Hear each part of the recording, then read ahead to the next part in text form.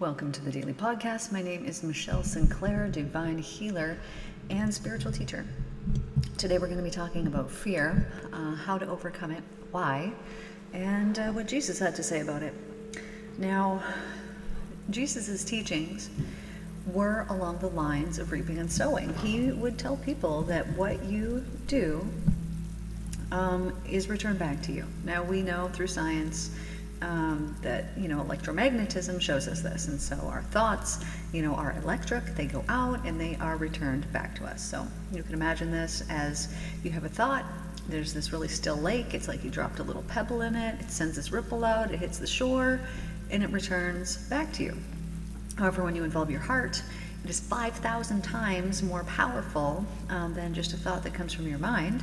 And so when you lead with your heart, it's like you're dropping a boulder in the water and it's sending it out and it is being returned back to you. So think about this for a moment. If people are really fear-based, living in fear, then they are sending out, because feel the frequency in that. They are sending out boulders of things that go out and then are returned back to them. Now, the basis of all of the fears that we have are belief. You don't need to heal your body. You don't need to heal anything. What you need to do is heal the beliefs that you have, because if you are living in fear, it's because you have fear-based beliefs underneath you, right? So beliefs like, I will be abandoned. Beliefs like, good things never happen to me. Beliefs like, I don't know when it happens to be, but whatever your fear is, whatever your fears are, maybe you have more than one, what you are living in is a belief. That's all that you're living in. And so through that belief, you're sending out this boulder and it will present itself back to you, and you'll say, well, yeah, because I need to be afraid of this thing because it happens all the time. And I'm telling you that the only reason that it happens all the time is because of the belief that you have, because you're believing in it. So this is how your mind works. It always wants to be right, and it will always prove everything to you to be true, right? You're like, I believe that, the clouds are, this particular way, and that these ones are real fluffy, and that these ones get real streaky. And it means this. Okay, well, what's going to happen? Well, pretty soon you're going to find these puffy clouds and these streaky clouds, and you're going to be like, see, I'm proving the thing. But all that you're actually proving to yourself, or to whoever you're telling this to, is the belief that you hold within you. So when you shift those beliefs from something that is fear-based to something that is divine, you're going to end up with completely different results in your life. Now, your beliefs are based on previous, past experiences. So when you fear something to happen, it then happens, right? Because that holds a very big charge. And as you send it out, it hits the shore and it gets returned back to you. And it presents itself to you that says, well, hey, this is the thing that you were believing in. And then this is your proof that the thing that you're believing in is true. But the thing that you're believing in is not true. Your beliefs become true. They are not ultimate truth. Sorry, we got a new puppy going on here, so you might hear a little bit of dog barking out there. Anyway, so what we're talking about here is eradicating those beliefs that are fear-based, because they attract things that prove these fear-based things back to you. So let me give you an example. Let's say that you believe that who you are is unacceptable, because let's say that who you are, you're real special. Maybe you have something about you that is uncommon, and so rather than seeing that thing, whatever it is that's uncommon about you, as a gift, perhaps from childhood, people shamed you for it, or they blamed you for it, or they made you feel bad about it, or whatever it happened to be. Why would they do this? Well, because it's different than them. Maybe they're jealous. There's a whole pile of reasons. Maybe they're just insecure. I don't know why people do this, but they do it based on how they feel about themselves and the things that they believe about themselves. So let's say somebody shamed you for some aspect of yourself that is unique. What's going to happen? Well, from that moment, let's say you're a little kid and you don't have the wherewithal that you do right now, that if somebody didn't accept you, you could just be like, yeah, those aren't my people. Perfect. Now I know. But as a little kid, you want to be accepted and acceptable. So then you start believing that who you are is bad. And what goes on? Well, then you go forward in life, and pretty soon you realize what is acceptable, right? Well, if I just play this role, if I just pretend to be this, and if I just practice doing this, these people seem to really accept me. And so then you put on this facade, this ego mask that says, I am this thing, when you are not that thing. You are pretending, you are practicing, it's like you are in a play. But because that thing is deemed acceptable by other people, you then believe, oh, well, this must be what is acceptable, and so I'm going to turn that part of myself off, my uniqueness, and I'm just going to step into this. But what you have done by doing that is you have let fear lead the way. You have put your faith in the fear that how it was then, it will always be this way. But I don't know if you've ever looked up to anybody in your life, but I can guarantee you that that person that you looked up to is different and unique, and that is why you look up to them, because you don't just pick one sheep out of the herd and be like, oh, I think that sheep's more special and wonderful than the other ones, unless there was actually something that was unique and different about them. So that uniqueness and that differentness about them is their gift. Their uniqueness is the gift. But if we allow fear to play this role of, oh, it's not safe to be me, then we're going to dim that light down. We're going to turn that uniqueness off. We're not going to see it as a gift. We're going to see it as a bad thing because it's unacceptable by these people. We are going to be living in fear, and we are going to be putting our faith in that fear and the belief that we have, rather than the faith in the goodness and the love that's all around us. So how can you shift this? Well, the first thing that you need to do is you need to gain awareness of what those beliefs even are. All of these things will come from unhealed past trauma. If you believe, oh, every time, I've been in this type of situation, this has been the result, this has been the end of it, what you are doing by believing in it even more is you are putting out waves that are going out, that are going to be returned back to you again to give you the proof that you're looking for. Now, this doesn't mean that this was how it had to be, but you are the creator. And because you are the creator, you are co-creating with the creator, because you have created this thing through your belief in the fear rather than in the divine connection and love, in divine alignment.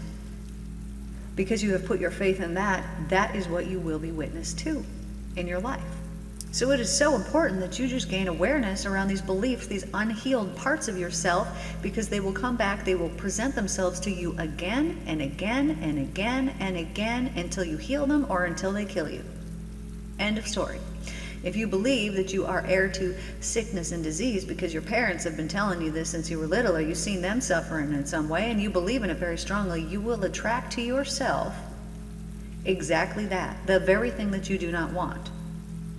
Now, when you emit from yourself the truth, the light, the beautiful divine connection, when you only believe in the goodness, then that will be all that you will be witness to. It will be the only thing that you see. But when you believe in the bad and the fear and the things like this, you will attract them to yourself. Why? Because this is the universal law. This is what brings order into chaos.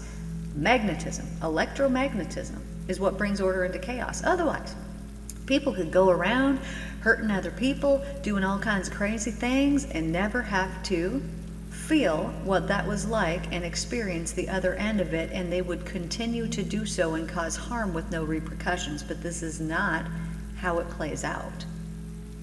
You do suffer the karma, or you are blessed with the karma, depending on what kind of thing you were emitting, thinking, believing, doing, acting on, speaking on from yourself. You attract these things back to yourself. Now, let's say you know somebody and you're like, that is not true because this person has not got their karma yet. Well, first off, you haven't seen them to the end of their life. Second off, if they passed away before they had a chance to live that karma, they are going to experience it in another life. The first 30, or maybe it's 29 years that you're here, you are playing out, you are living the karma from previous incarnations. It's played out because you can't escape it. You cannot escape it. And so these things are not punishments. It is an opportunity to learn and to show you that there's a better way to do it. You know, teachers can teach us things, but until we actually live them, we don't understand. We gain a deeper understanding when we actually live these things out. And so in order to gain the growth, the spiritual growth, the spiritual evolution, we need to learn these things and we need to experience them ourselves. So let's say that you've done something to somebody, you've caused somebody some kind of harm, and it was an intentional harm. Not only are you going to receive that harm back amplified, but as you receive that harm back amplified, when you are aware of this, you can recognize it as such. You can think, oh, okay, I know why this is coming back to me, and I am never, ever, ever going to send ill wishes or negative things. I'm not even going to think negative thoughts about other people ever again. And then you have learned, and you've evolved, just like that. But through not recognizing these patterns and not recognizing that it is you that has done these things to yourself, you will play the victim of it. And that role of playing the victim carries a very low frequency. And when you believe you're a victim and you even say things like that, you are sending out these ripples and these waves, and these things will be returned back to you as exactly you sent them out. So if you believe yourself to be a victim, there will be things that you will see that will prove to you, see, I told you, I'm a victim. When all that we are seeing, when you say see, is we're seeing your beliefs. That is the only thing that we're seeing. Now, how can you get rid of these things? You can say, well, but I'm afraid of this thing. Well, I'm afraid of that thing. And these things have been happening in my life, and so of course I have every right to be afraid. No, you have every choice, and you can make a choice and a decision. You can choose to be afraid, or you can choose to not. You can choose to put your faith in that fear, or you can choose to put your faith in the divine love. It's a choice. And as you decide today that you're like, okay, you know what? I'm not going to put my faith in the fear at all anymore. I'm just not going to do it. I'm only going to put my faith in the love. You will then be witness to in your life things changing, visibly changing in your life. Things will actually change for you. Because everything that you see around you is vibrating electrical particles, vibrating at such a high rate of speed, and science can confirm this. And it is all energy. All energy. Now, the thoughts that you think are energy. They are the exact same makeup as the things that you see around you. Now, when there is a really solid belief, those particles become really solidly in place. And they have become solidly in place because you hold so dear to that belief that it solidifies. However, if you were to change your belief today, that thing would immediately change. Immediately change. You might not be witness to it. You might say, okay, you know what? This bad thing happened. I'm not going to believe in these bad things happening anymore. Well, you still might have remnants of the memories that you had from these things in the past, and those might slip in and be like, are you sure? You sure? And they might try to slip you a little bit of doubt. Now, this is what Jesus talked about, was the doubt. He said, if you have a mustard seed, there is a misquote in the Bible, so I'm just going to tell you the real truth of what he was saying. If you have a mustard seed of doubt, you do not have faith. Faith is not a size. You have it or you do not have it. And if you have a mustard seed of doubt, then you do not have faith, because faith is the most powerful thing on this planet. And when you have it in anything, you will be witness to the thing that you have the faith in. So let's say that I have faith that I'm living in heaven, and every single day I see miraculous and wonderful things, which I believe this. So then what is going to happen to me? Well, I'm going to see things in this world that are going to prove to me that I'm living in heaven, and every day I am going to see something miraculous and wonderful. This is the proof that I am receiving back. Now, how much more beneficial is it to believe in something like that other than to believe in the fear? And be like, oh, see, I got proof of my fear again today. Oh, look, I got it again today. Oh, again and again and again. Because I will have people tell me stories about things that happen in their life, and they'll say, they're talking about it like, oh, this must happen to everybody, and it's a regular thing. And the things that they're saying to me have never happened to me in my entire life. And it's because that's not part of my world, and I don't believe in it, and I don't put faith in it. But the reason why these things are happening to them is because it happened one time. Maybe they feared it, maybe they saw it on TV. It was introduced into their world somehow. Maybe it happened when they were a young child and they were still cycling through their karma from a previous incarnation, right? Some things have to happen to us so that we can evolve. Sometimes, negative things like suffering occurs, but that suffering leads to rebirth. Because you have to deal with that thing, you have to heal from it, and from healing from it, you then view things completely different, and it changes your life. But people will tell me, oh, I have to deal with this sort of, I'm not even going to give you an example because I know that when I speak it, then I could potentially attract something like that to myself. So you just fill in the blanks here. But someone will say, oh, I've had to deal with this, like I don't even know how many times. And it's like, dude, okay, so that's not normal. That is a belief that you have. That's a really strong, powerful belief, which is why you're experiencing it so many times. And you are attracting that thing to yourself. So when you heal that belief and you change that belief, then you will actually change the outcome. Now, I can give you an example of, there was somebody that was really difficult to deal with, always, some type of issue. And so I was going to have to deal with them for some length of time. And I'm like, okay. The people that I was with also knew that this person is difficult to deal with. And so we sat down beforehand and said, okay, now we know that that we attract these things to ourselves, and that we know that what we believe in, we are witness to. And they're like, yeah, okay, agreed.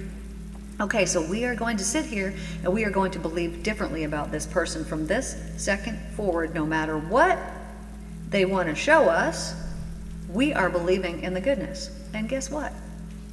They only showed us the goodness. There was no having to be like, let's just ignore this thing or that thing. There wasn't even any ignoring, because we shift our belief to that's not how that person operates anymore. Even though they had been operating like that to the day before. But what we were witness to was the things that we believed. Now here's another part, an aspect of that.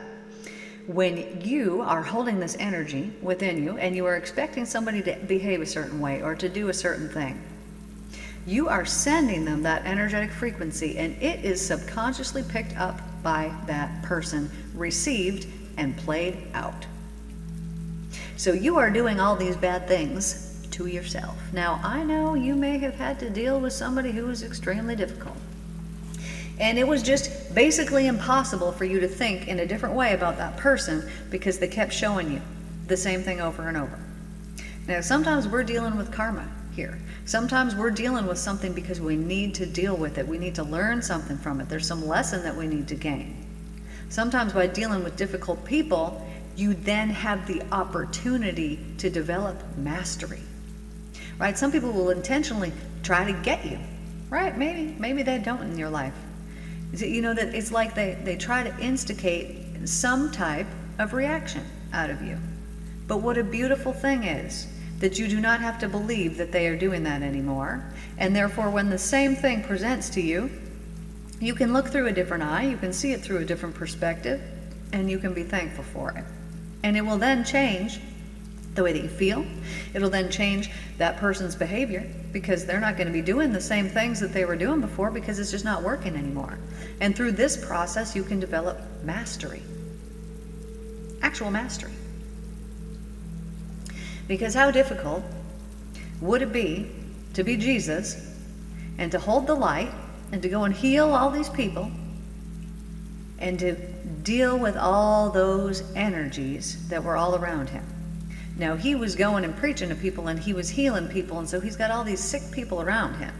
Now, when you've got all these sick people around you, it's because the thinking is not right. The mind is not cleansed properly, and you're still believing in things that are not the truth. You have put your faith in the evil, you have put your faith in the sickness, you have put your faith in the suffering or the lack rather than the goodness. That is what you are then witness to. And so Jesus doing all these things, it can be exhausting. He was just a dude. He was just a human. He was a man. And so he would have to go out and he would retreat by himself, and he'd go in his cave and he'd meditate and he'd bring himself back to center. I know exactly what this is like. He had to develop and continue and practice his spiritual practice. He needed to do this in his own energy without intermingling with other energies, which is why he would go off to his favorite cave where he could be alone. And as he would recharge here, it would recharge that faith in the divine. And with his belief, without any doubt, with his total conviction, he could speak the word, and he knew that it would create a shift, and it would create a change, and that it could create healing. Because of his conviction. Now, if Jesus would have allowed fear to be there and be like, oh, I don't know, maybe God's sleeping today. I don't know, that person looks awfully sick. What if they can't be healed? What do you think would have been the results of that? It would have been completely different. But because he put his faith only in the divine, only in the goodness, it was what he was witness to.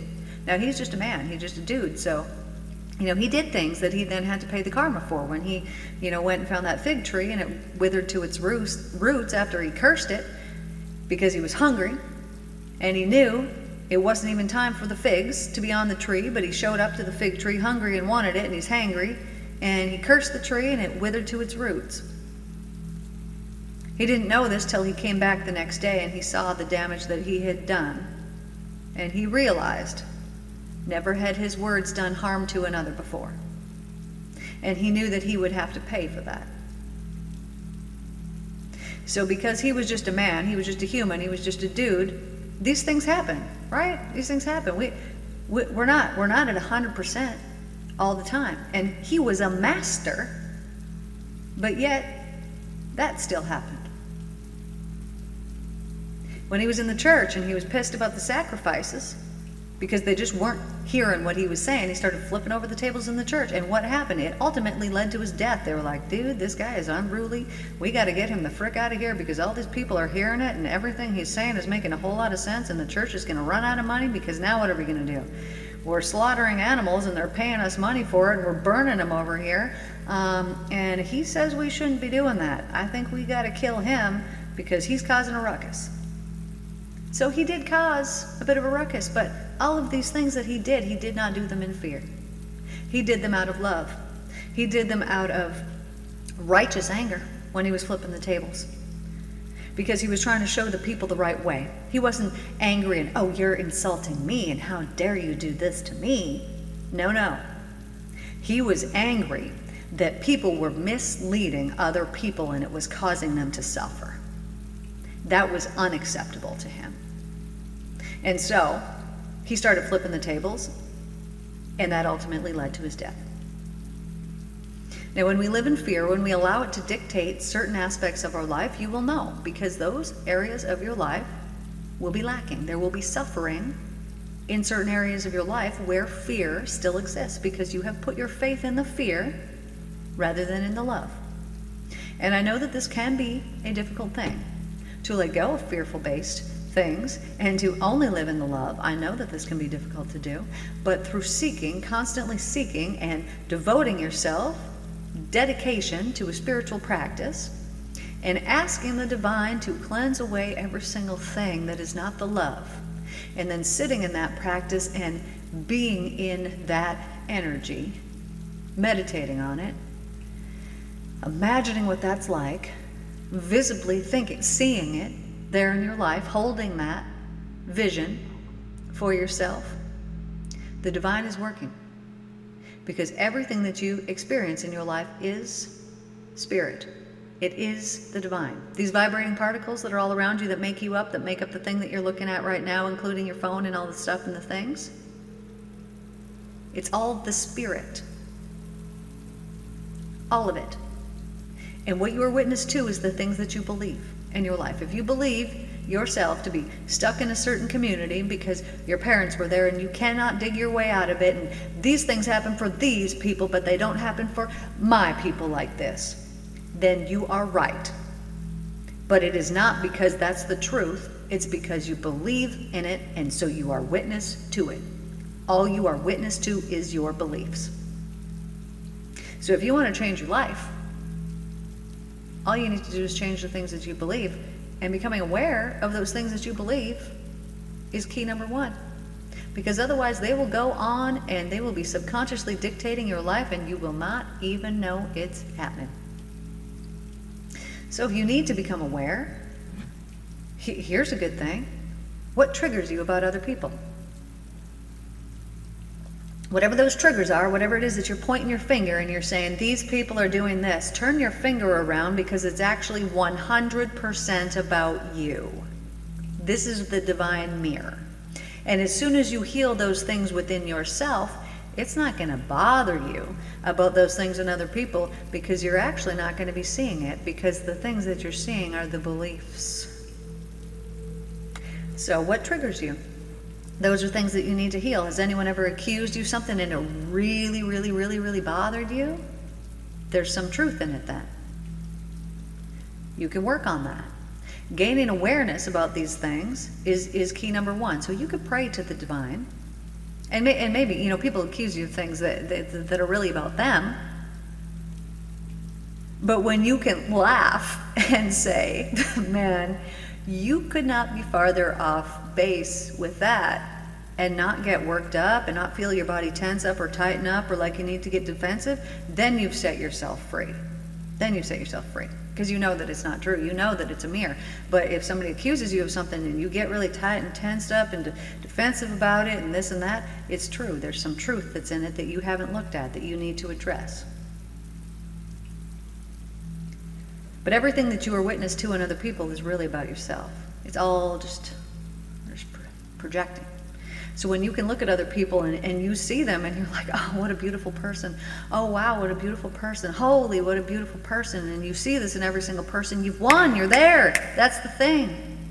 Because you're seeing their true essence. You're seeing the divinity in that person. But if you look at somebody and you judge them, or you think this thought or you think that thought about this person or this or that, you are not free. And you will continue to not be free. But you can choose. You have a choice, because this is your free will. The choices and the decisions that you make, the things that you think about, are the things that materialize in your world, the things that you're believing in. So if you want to create a wonderful world for yourself, you need to believe in the goodness and the beauty of all the things that are, because that is the actual truth. And how much more beneficial and how much more blessed and how much more beautiful is your life? How much more beautiful does it become when you put your faith in the divine love? So you can pray to the divine. You can say, divine, I want to be even closer to you. I want you to make me aware of something that I need to shift, some belief that I have within me that needs to change or that needs to shift, and I want you to make me aware of it within the next 12 hours, the next 6 hours, the next 4 hours, the next 45 minutes, whatever it is that you want to say, the next 30 seconds, whatever it is that you want to say. And then you will, when you believe in it, get proof of that thing. You will see, oh, thank you. And as soon as you get that message and you can be thankful for it, you can already start to let it go. Because you will see, oh, I'm not attached to that thing. That's just a thing I keep on thinking. It's just a belief that I had. It's just literally a thing I keep on thinking. And I'm not going to keep thinking that thing anymore. I'm going to change it a bit. I'm going to put a new perspective on that. I'm going to make it something more that glorifies my life and that brings me closer to the divine. Something that helps me to lift some heaviness out of my body and create more of a light body. So there are many ways that you can gain this awareness, but all you need to do is set an intention of, hey, divine, I want some awareness, and just do this every day, and you will get something every single day.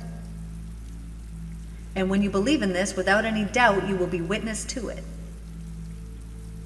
So if you've been believing in fearful things, today is the day. Divine, I want you to show me some fear-based belief that I have that I need to eradicate, and I want you to help me eradicate it as I become aware of it.